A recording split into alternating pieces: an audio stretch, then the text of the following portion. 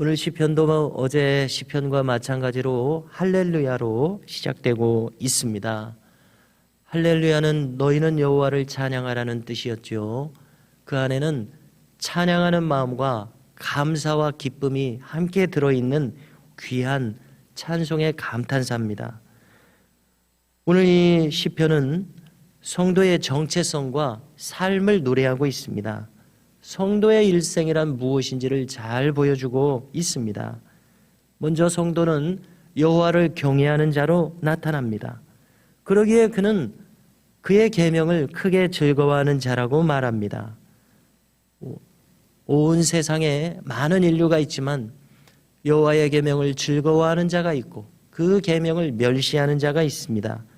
달리 말하면은 무율법주의에 방종하는 자의 삶이 있고 하나님의 법도를 즐거워하는 자의 삶이 있습니다.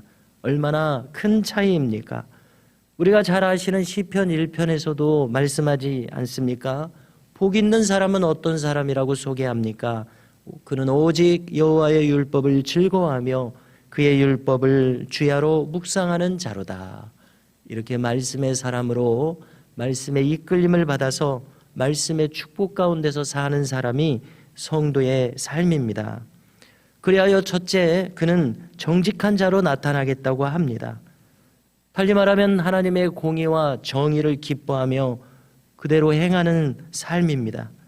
공평과 정의는 하나님의 대표적인 성품입니다. 또 시편 다른 곳에서는 그의 보좌의 기초, 즉 하나님의 통치와 다스리심의 기초가 바로 이 공평과 정의라고 분명히 말씀해주고 있습니다. 그래서 이러한 내용을 가지고 일찍이 저 미국의 대부흥을 이끌었었던 찰스 피니는 이렇게 비유했습니다. 만일 어떤 나라가 심한 범죄자가 있는데 그 범죄자를 공의롭게 심판하지 아니하고 마치 물방망이로 처방하는 것처럼 가볍게 처리해버린다면 그 나라는 금방 무너질 것이다. 많은 도적대와 강도대가 넘쳐나는 무너져버리는 사회가 될 것이다 라고 이렇게 이야기했습니다. 옳습니다. 한 나라도 그렇거늘 하나님의 나라도 마찬가지입니다. 공의와 정의, 공평과 정직을 버린다면 개인은 무너집니다. 사회도 무너집니다. 나라도 무너집니다. 올바로 설 수 없습니다. 그러므로 하나님의 나라가 이 공평과 정의로 다스려지는 것이 얼마나 이치에 합당합니까? 그리고 하나님의 백성들, 그의 성도도 바로 이 공평과 정의를 기뻐하며 살아가는 자입니다. 그래서 이렇게 정직하게 행하는 자에게 복이 따를 것이다 말씀하는데요. 첫째로 그 자신이 강성하게 된다고 약속하십니다. 또 그의 후손에게도 복이 있습니다.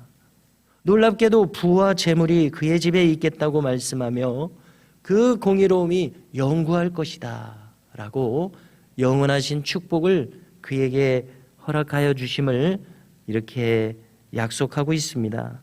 또 정직한 자들에게는 흑암 중에, 흑암이란 얼마나 어두운 것이겠습니까? 그 가운데서 빛이 일어나는 것과 같다고 비유하고 있습니다.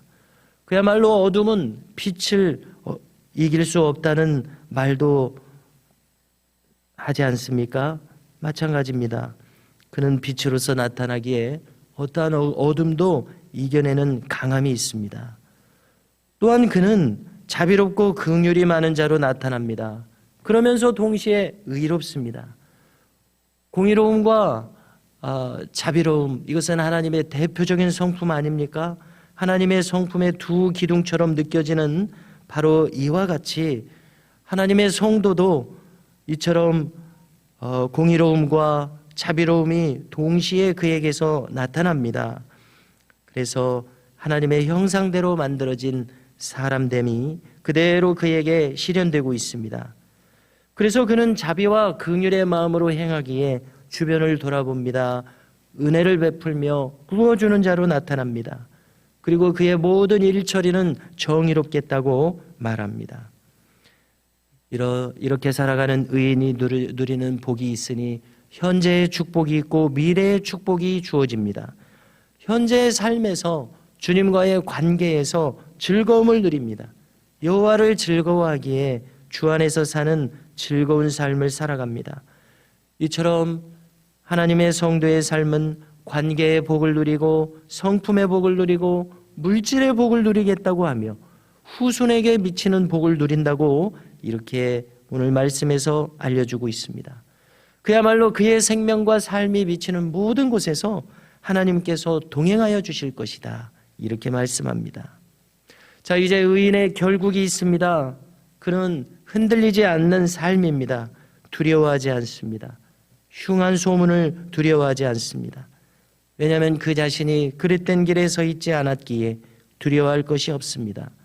무엇으로부터 도망가야 할 이유가 없기 때문에 그렇습니다.